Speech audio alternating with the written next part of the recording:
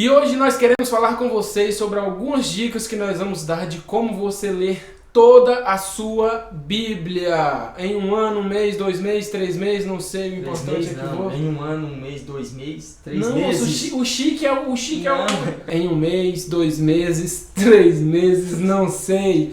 O importante é que você leia. Fica ligado aí que você vai curtir essas dicas. Nossa, foi mal.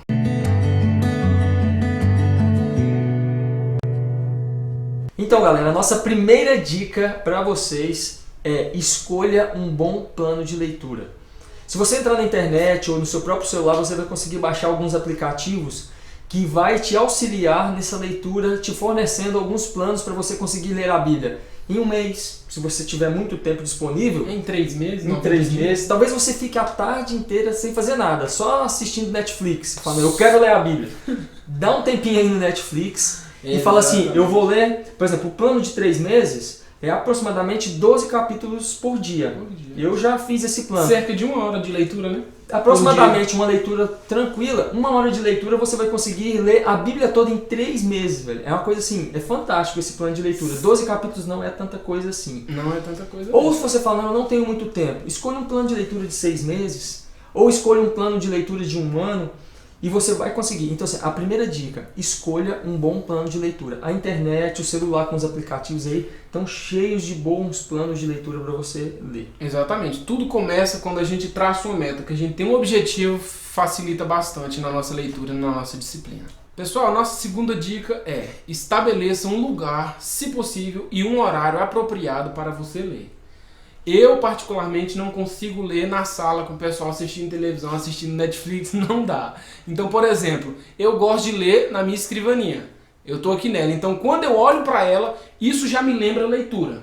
Por exemplo, quando eu quero chegar em casa e tocar violão, eu já deixo o meu violão de forma que eu possa vê-lo, que quando eu chego, que eu olho, eu já lembro. Por exemplo, quando eu vou correr, eu deixo o tênis visível. Então, quando você tem um lugar apropriado que você vê aquilo, isso já te lembra o seu momento de ler, e também isso facilita bastante na hora de você executar o projeto de leitura. Essa questão, galera, de ter um lugar e um horário específico é muito importante, porque se você deixa, a hora que der para eu leio. Exatamente. Sabe? A gente fica disciplinado, né? Fica disciplinado e acaba que o dia passa e você não tira um tempo, mas você fala assim, ó, todos os dias, das 14 horas às 14h45, eu vou ler 45 minutos a Bíblia e vai ser o tempo que eu preciso para ler com calma e ler os capítulos do dia.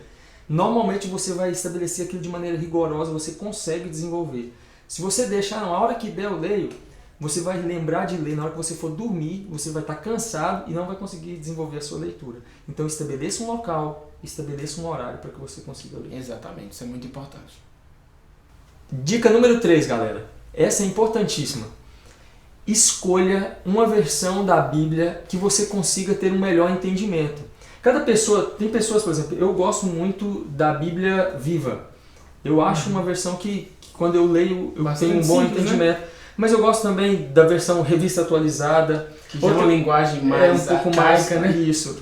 Mas tem pessoas que gostam, por exemplo, você agora, a gente estava conversando aqui, você estava falando que gosta de qual versão que você estava falando? Eu gosto muito da NVI. É a que eu mais leio. Eu gosto da NVI porque ela é um pouco equilibrada. Ela fica ali entre a atualizada e a corrigida, mais ou menos. Então é uma versão que não é difícil de se entender, ela é muito bacana, eu gosto muito da NVI. Normalmente quando nós estamos lendo alguma coisa, se a leitura se torna um tanto quanto pesada e você não consegue entender o que você está lendo, você começa a se sentir desmotivado a ler. Desanima, né? Porque a desculpa de muitos é, eu não leio porque eu não entendo. Mas às vezes a pessoa nem sabe que existem várias e várias versões que facilitam entendimento. Exatamente a nossa leitura. Por exemplo, uma delas também é a NTLH. Eu também tenho a NTLH.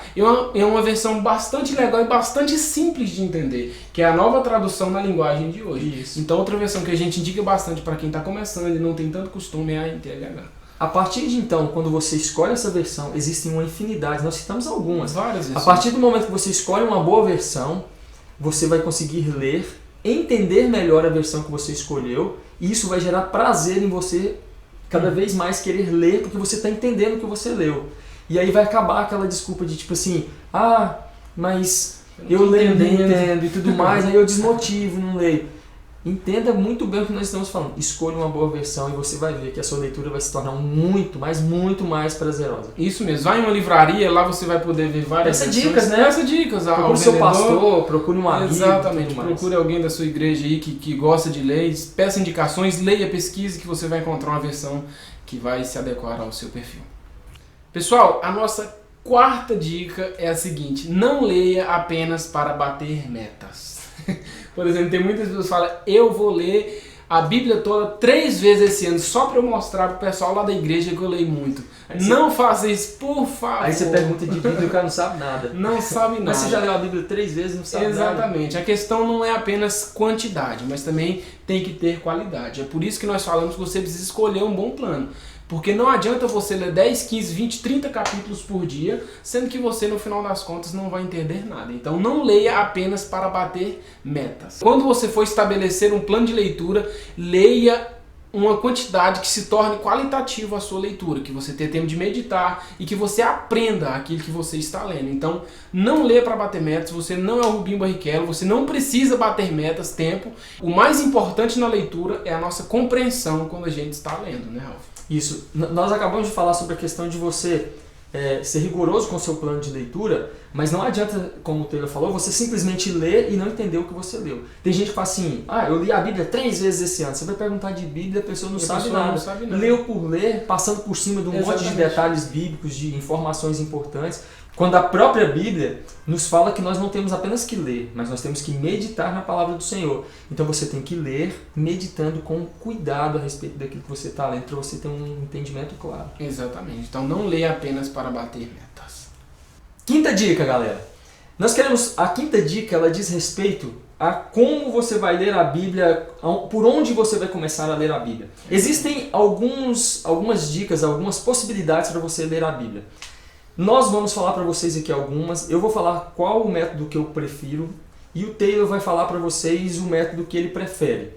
Você pode começar a ler a Bíblia de Gênesis, lendo Gênesis, Êxodo, Levítico e até Apocalipse, começando do Antigo Testamento. É uma opção sua, se você quiser ler. Você pode também ler a Bíblia da seguinte forma, você começa do Novo Testamento, Mateus, Marcos, Lucas, termina no Novo Testamento, lá em Apocalipse, aí você vai para o Antigo Testamento e lê Gênesis até Malaquias. Por quê?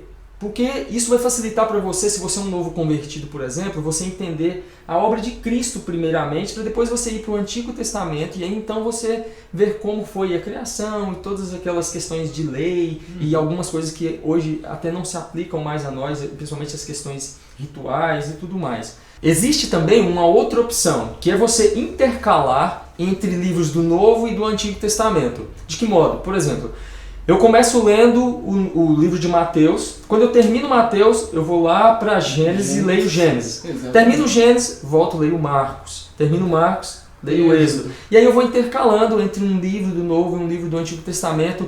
Isso talvez pode fazer com que a leitura se torne um pouco menos maçante. E você um pouco mais dinâmica. Isso. Né? Você não fica tanto tempo longe, por exemplo, de um dos evangelhos ou de uma carta. Exato. Porque se você começar lá em Gênesis, até você vencer todo o Antigo Testamento, dependendo do tanto que você for ler, você vai passar um bom período sem ter contato com o Novo Testamento.